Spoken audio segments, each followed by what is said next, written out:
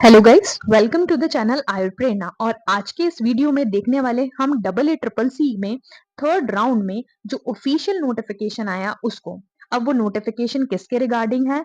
Notice on additional all India quota PG seats in third round, मतलब PG seats बढ़ रही है third round में। कौन से इंस्टीट्यूट की है, कौन कौन सी ब्रांचेस की है, वो आगे देख लेते हैं। ठीक है, यहाँ पर हम देखते हैं आयुर्वेदा की कौन सी सीट्स इंक्रीज हुई है। तो नेशनल इंस्टीट्यूट जो हमारे हैं, northern eastern institute of Ayurveda and homeopathy Shillong में जो हमारा सिचुएटेड है, वहां पर 5 सीट्स इंक्रीज हुई है। रिस्पेक्टिव सब्जेक्ट्स देख लेते हैं। रचना, क्रिया, अगध, स्वस्थ और शाला की हमारी 5 सीट्स इंक्रीज हुई है। आईटीआर जामनगर में भी हमारी सीट्स इंक्रीज हुई है। Total number of seats increase हुई है हमारी 3।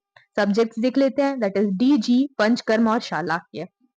फिर स्टेट कॉलेज में भी हमारी सीट्स इंक्रीज हुई है, जो कि है आसाम में, अगध में 1 और काय चिकित्सा में 2। तो इस तरीके से टोटल हमारी 3 सीट्स स्टेट कॉलेज की भी इंक्रीज हुई है।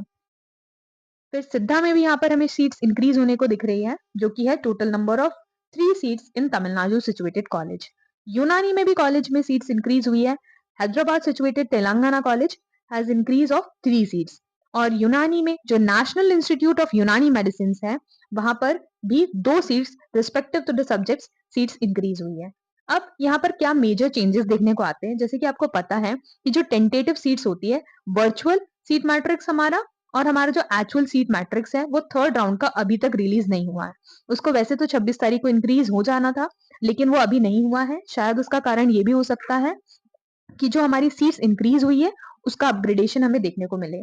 अब देखो, जिसने फर्स्ट राउंड और सेकेंड राउंड में सीट ले ली, अब उसको क्या ये सीट्स अवेल करने का मौका नहीं मिलेगा? बिल्कुल मिलने वाला है।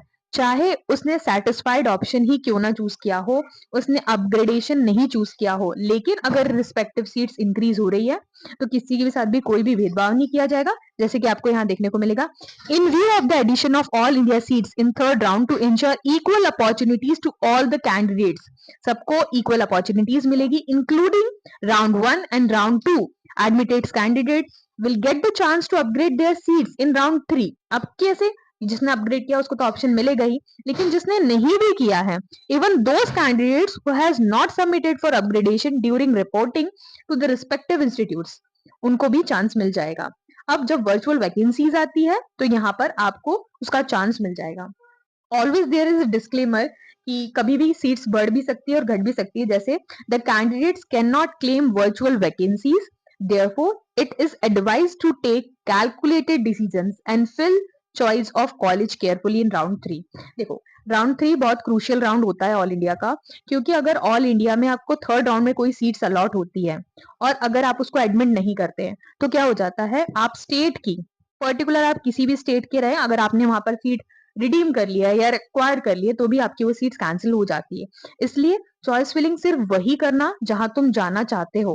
और ये गलती बिल्कुल मत करना कि ये जो कॉलेज में सीट मिलेगी, चाहे गवर्नमेंट हो प्राइवेट हो, आपको लेनी ही पड़ेगी। इससे क्या होगा, नहीं तो आपका साल बर्बाद हो सकता है कि चलो मैंने स्टेट की भी छोड़ दी, अब ये वाली मुझे लेना नहीं है। ठीक है, ये वाली आपको लेना ही पड़ेगा। स्टेट की कॉलेज की सीट आपकी अपने आप कैंसिल हो जाएगी। तो वाइजली डिसीजन करना। 3 तारीख का हमारे पास टाइम है चॉइस फिलिंग का। और कोई भी अगर आपको दिक्कत परेशानी लगती है तो you can easily contact Ayur Prerna. Thank you for choosing Ayur Prerna.